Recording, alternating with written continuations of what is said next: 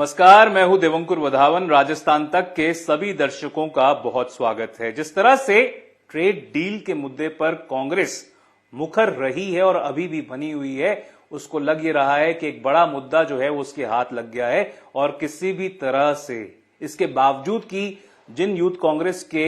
नेताओं ने, कार्यकर्ताओं ने प्रदर्शन किया था इंटरनेशनल एआई समिट में, जिनकी गिरफ्तारियां हुई, उदय भानु चिब की गिरफ्तारी हुई, उसके बावजूद कांग्रेस के नेता जो हैं वो मुखर बने हुए हैं, विरोध जो है वो जता रहे हैं, अपनी बात को आगे रख रहे हैं। और ट्रेड डील के मुद्दे पर उनका बार बार कहना था कि कांग्रेस के कई नेताओं का कि क्लैरिटी नहीं है, जो पारदर्शिता होनी चाहिए वो बढ़ती नहीं जा रही है। और एक बड़ी प्रस्तावित जो रैली है, महारैली जो है प्रस्तावित, वो श्रीगंगानगर राजस्थान में रखी गई है, वो तय की गई है, होनी है। और उसको लेकर टीकाराम जूली ने आज ट्वीट भी किया है, उसके बारे में बात करना चाहूंगा यूथ कांग्रेस के जिन लोगों की गिरफ्तारियां हुई हैं, जिस मुद्दे को लेकर वो मुखर हुए थे, और किस तरह से राजस्थान में, जयपुर में, प्रदेश की राजधानी में आम जन जो है वो रोडवेज बसों का मामला चल रहा है, उसको लेकर परेशान है, पीड़ित है, और क्या सरकार की कानों पर उसको लेकर जूं तक नहीं रेंग रही। बात करना चाहूंगा वसुंधरा राजे के मंदिर दर्शन का, और बात करना चाहूंगा सर्वाइकल कैंसर के मुद्दे के बारे में। ये आप देख सकते हैं टीकाराम जूली, नेता प्रतिपक्ष, नेता विपक्ष का लंबा चौड़ा ट्वीट। इसमें उन्होंने साफ तौर पर लिखा है कि मोदी सरकार ने देश के किसानों और लघु व्यापारियों के साथ विश्वासघात कर राष्ट्रीय हितों को ठेस पहुंचाई है तथा भारत अमेरिका ट्रेड डील में आत्मसमर्पण कर देश की संप्रभुता को गिरवी रखने जैसा बेहद शर्मनाक कदम उठाया है। इसी अन्याय के खिलाफ श्रीगंगानगर में कांग्रेस की प्रस्तावित महारैली की तैयारियों को लेकर प्रदेश कांग्रेस कार्यालय में कांग्रेस जनों के साथ विस्तृत एवं रणनीतिक बैठक आयोजित की। उस बैठक की कुछ तस्वीरें भी आप दिखाइए, और साफ तौर पर आप देख सकते हैं सुखजिंदर सिंह रंधावा, कांग्रेस के प्रभारी राजस्थान के, गोविंद सिंह डोटासरा, टीकाराम जूली, ये तमाम नेता बड़े छोटे मौजूद हैं। और किस तरह से, क्योंकि देखिए मैं मानता हूं मुद्दा छोटा नहीं है। आज ही खबर आई है कि 126% प्रिलिमिनरी ड्यूटीज लगाना तय किया है यूएस के डिपार्टमेंट ने सोलर इंपोर्ट्स पर। और अगर ये खबर सही है तो ये जिस तरह से एक डोनाल्ड ट्रंप, अमेरिकन राष्ट्रपति, बिफरे हुए justice supreme court, American supreme court का जो फैसला आया था टैरिफ्स को लेकर, उसको लेकर उसके बाद से जिस प्रकार की बयानबाजी डोनाल्ड ट्रंप की सामने आई है, कांग्रेस और ज्यादा मुखर हो गई है, कह रही है कि क्या रीनेगोशिएट करेगी सरकार डील, क्या डील को कैंसिल करेगी। क्योंकि जिस तरह से 18% टैरिफ की बात कही जा रही थी, मुद्दा यह है कि अगर supreme court, American supreme court ने कह दिया है कि वो पूरी ही कवायद जो थी अमेरिकन सरकार के द्वारा इस तरह से टैरिफ इंपोज करने की, वो पूरी कवायद ही गलत थी, तो 18% टैरिफ किस बात का, किस लिए, क्यों होना चाहिए, ये सवाल जो है वो कांग्रेस पूछ रही है। और वो सवाल कहीं ना कहीं वाजिब भी है। और उसको लेकर जिस तरह से कांग्रेस मुखर रही है, जिस तरह से श्रीगंगानगर में एक बड़ी प्रस्तावित महारैली की बात कर रही है, उसने कहीं ना कहीं गैल्वनाइज किया है उस पार्टी को, जिसके कई कार्यकर्ता, कई नेता फिलहाल एआई समिट में प्रदर्शन करने की वजह से, या फिर जिस तरह से प्रदर्शन किया, जो आपने सुना होगा शायद प्रधानमंत्री नरेंद्र मोदी के वो बोल, मैं उनको रिपीट नहीं करूंगा यहां पर सचिन पायलट ने ट्वीट किया है, आप देख सकते हैं। भाजपा के इशारे पर यूथ कांग्रेस के कार्यकर्ताओं को प्रदर्शन करने पर गिरफ्तार कर लिया है। साथ ही यूथ कांग्रेस के अध्यक्ष उदय भानु चिब को भी गिरफ्तार किया गया है। राजनीतिक विरोध के कारण जेल की सलाखों में डालना दुर्भाग्यपूर्ण और गलत है। अमेरिकी डील में किसानों के हितों की अनदेखी की गई है। क्या इससे भाजपा डरी हुई है? क्या भाजपा बढ़ती बेरोजगारी और उसके कोई ठोस समाधान न होने से चिंतित है, या विपक्ष के कठिन सवालों से असहज है? युवाओं की आवाज को दबाने का यह तरीका अस्वीकार्य है। ये सचिन पायलट की ट्वीट में यहां से यहां लिखा हुआ है। और पर ये देखिए मुद्दा इसलिए बड़ा है कि सवाल करना तो बनता है कि क्या सरकार या सरकार के नुमाइंदे, वो लोग जो कि सरकार को रिप्रेजेंट करने की दावा भरते हैं, वो क्या इस बात से बिफरे हैं कि कांग्रेस ने इस तरह से प्रदर्शन किया या फिर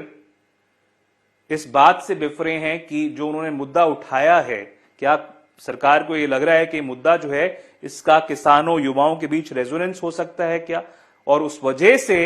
वो नहीं चाहते कि मुद्दा मुखर तरीके से ऑपोजिशन पार्टी जो है वो उठाए, और इसी वजह से क्या वो इतना मुखर हो रहे हैं इस मुद्दे पर। देखिए, केवल राजस्थान या नॉर्थ इंडिया की बात नहीं है, देश के जो किसान हैं अगर वो प्रभावित हो रहे हैं या फिर अगर उनको लगता है एक ऐसी इमोशन, एक ऐसी फीलिंग है कि अमेरिकन जो एग्रीकल्चरल फील्ड है जहां पर किसानों के पास कई कई भीगों के लैंड होते हैं, इतने बड़े उनके पास लैंड होते हैं, उनकी कैपेसिटी, उनके रिसोर्सेज इतने ज्यादा होते हैं, उनकी कैपेबिलिटीज इतनी ज्यादा होती हैं, क्या भारत के किसान जिनके पास छोटे फील्ड होते हैं, छोटे खेत होते हैं, जिनकी प्रोड्यूस उनकी जो इतनी टेक्निकल कैपेसिटी जो होती है, जनरली स्पीकिंग, मैं हर किसी की बात नहीं कर रहा, पर कंपैरिजन अगर आप एक इतने रिसोर्स, एक संसाधन संपूर्ण देश से अगर भारत के किसानों से करेंगे और उनको वो कैपेबिलिटी नहीं प्रोवाइड करेंगे और उनको कहेंगे कि जाकर आप कंपीट करिए, या फिर उनके जो गुड्स प्रोड्यूस्ड हैं वो यहां पर इंपोर्ट होकर आएंगे और यहां पर आकर वो सस्ते दामों पर अगर बिकेंगे, तो कैसे यहां के जो किसान हैं जिनकी रोजी रोटी उनकी उस खेत के ऊपर डिपेंड करती है, वो यहां पर कंपीट कर पाएंगे। तो ये केवल पंजाब, हरियाणा, दिल्ली या राजस्थान की बात नहीं है, ये देश के किसानों की बात है। और अगर ये कांग्रेस सही तरीके से मुद्दे को उठा रही है तो उसमें कोई गलत नहीं है। इसका रेजोनेंस जो है वो जमीन पर, वो खेत खलियानों में, वो गांव धाड़ियों में हो रहा है। और मुझे ऐसा लगता है कि सरकार को इस मुद्दे पर अगर कांग्रेस सही ढंग से घेरती है तो उसको इसका राजनीतिक लाभ भी मिल सकता है। बात करना चाहूंगा इसके बाद जिस तरह से रोडवेज बसों के मामले को लेकर सरकार एक तरह से समाधान ढूंढने में अब तक विफल साबित हुई है या फिर उसके कानों पर जूं तक नहीं रेंग रही है। इस मुद्दे को भी आज उठाया गया। इस मुद्दे पर किस तरह से आमजन, अगर आपके पास अपनी कार नहीं है, अगर आपके पास अपना टू व्हीलर नहीं है, अपनी खुद की गाड़ी नहीं है, तो आप अगर सड़क पे घर से दफ्तर, दफ्तर से घर कहीं पर जाना चाहते हैं, सरकारी बसों में जाना चाहते हैं अगर, तो एक बड़ी दुविधा में आप पड़ सकते हैं, बड़ी परेशानी का सबब आपके लिए बन सकता है। टीकाराम जूली ने ट्वीट किया है इसको लेकर, नेता विपक्ष हैं और उनका एक वीडियो भी है, वो भी मैं आपको दिखाना चाहूंगा। ये ट्वीट आप देख सकते हैं, एक बार उनकी जो बाइट है जो विधानसभा में उन्होंने बोला है वो भी मैं चाहूंगा कि आप सुने। और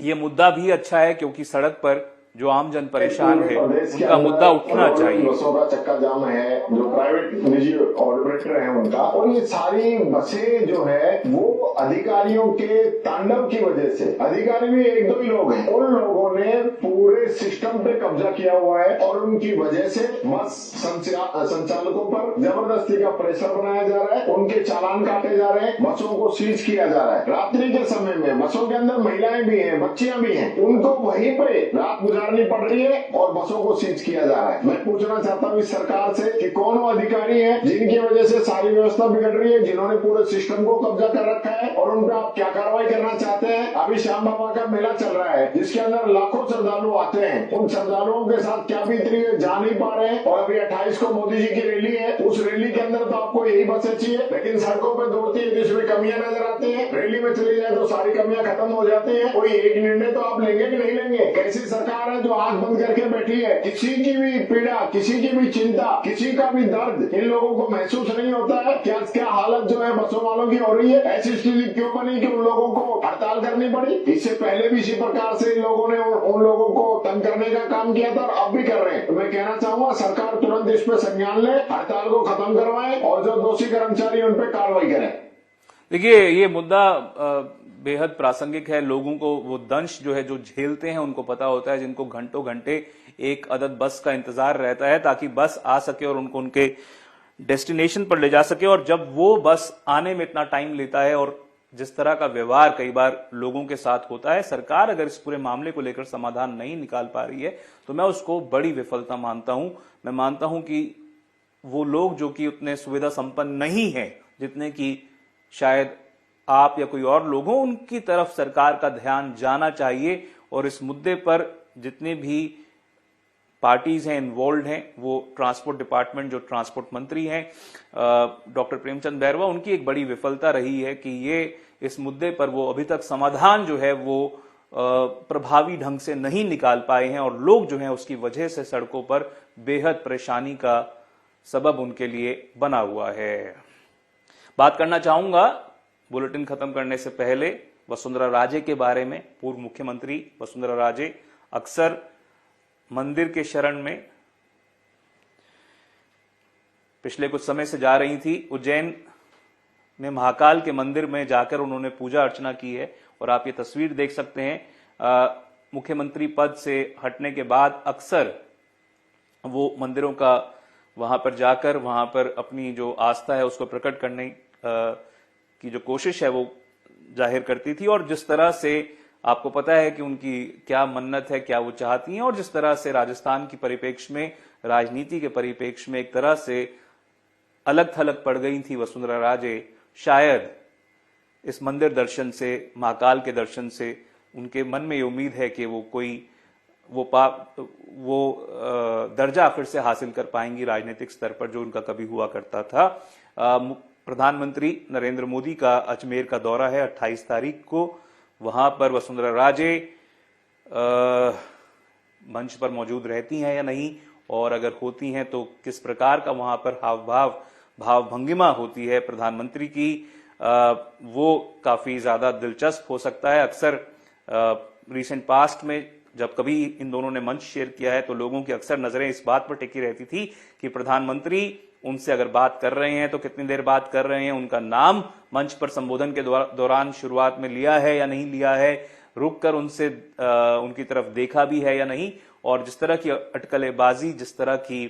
बातें सामने आ रही थी, कहा जा रहा था कि दिल्ली में नेतृत्व से पार्टी के जब वो मिलने की कोशिश कर रही थी तो उनको पिछले कुछ समय में